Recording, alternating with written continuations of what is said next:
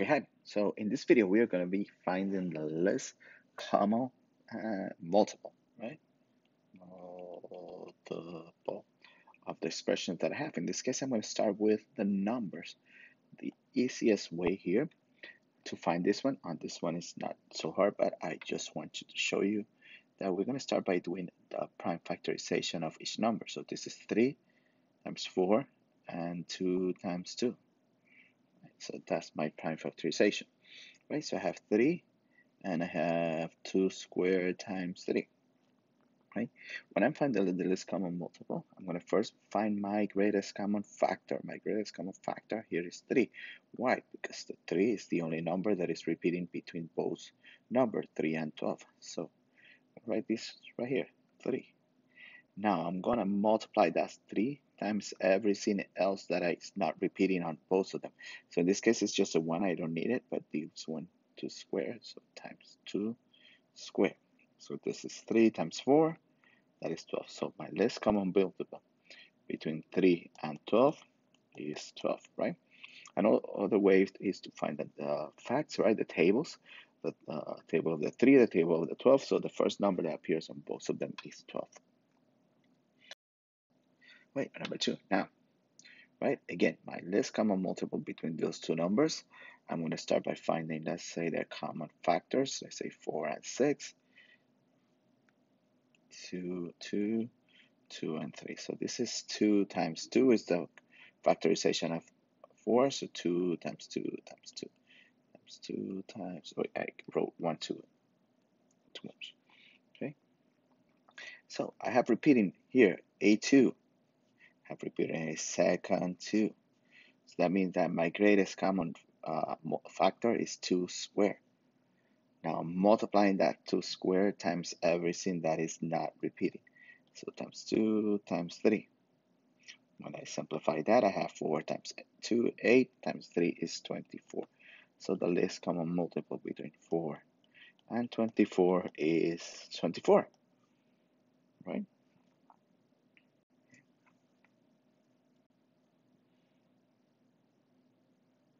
Okay. Now, when I have variables, it's something very similar, but with the variables, when I have the variable by itself, is easier, right? Why? Because it's going to be the least common multiple. It's going to be the variable with the highest exponent, right? In this case, you know that the first number that is on both tables, on the 4 and the 8, is 8. So my least common multiple here is 8. And again, just x squared, right? We can do exactly the same, right? Let's do it as we, right? So 4 is the same as 2 times 2 times x, right?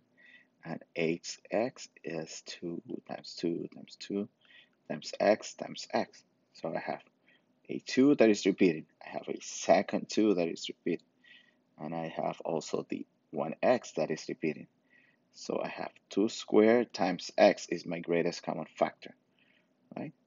Now I'm multiplying this times everything else that is not repeating. So I'm multiplying times the 2, and I'm multiplying times the x. So this is the same as 8x squared. As you can see, I have it right there. So what happened when I have a algebraic expression, right? In this case, I have x. So my first step is that I'm going to check if I can factor anything right there. If none of those two factors, then my least common multiple is the multiplication of both of them. But I can factor my second term because x squared minus 4 is the same as x plus 2, x minus 2, right? So as you can see, I have the x plus 2 is repeating. So my least common multiple here is x plus 2 times everything else that is not repeating, so times x minus 2. If I FOIL, I'll have x squared minus 4. Next one, again, I'm going to start by factoring x minus 1 times x plus 1. And the next one factors to x plus 1, x plus 1, right? Two numbers that you multiply and give you 1, and you add and give you 2. So I'm going to identify first my greatest common factor. I have the x plus 1 is repeating, right? So x plus 1 times times everything else that is not repeating right there. So times x minus 1, x plus 1. So x plus 1 squared times x minus 1. We can keep it like that. Okay, now this one. X squared minus 32x plus 60. Two numbers that you multiply and give you 60, and you add and give you 32. Those are x minus 30x minus 2. My next one is 2 times x plus 5. Right?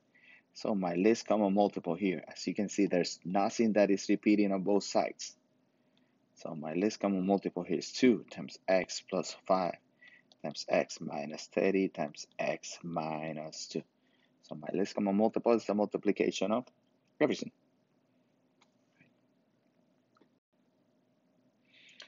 Okay. So in this one I have two trinomials. So again, I'm going to start by factoring.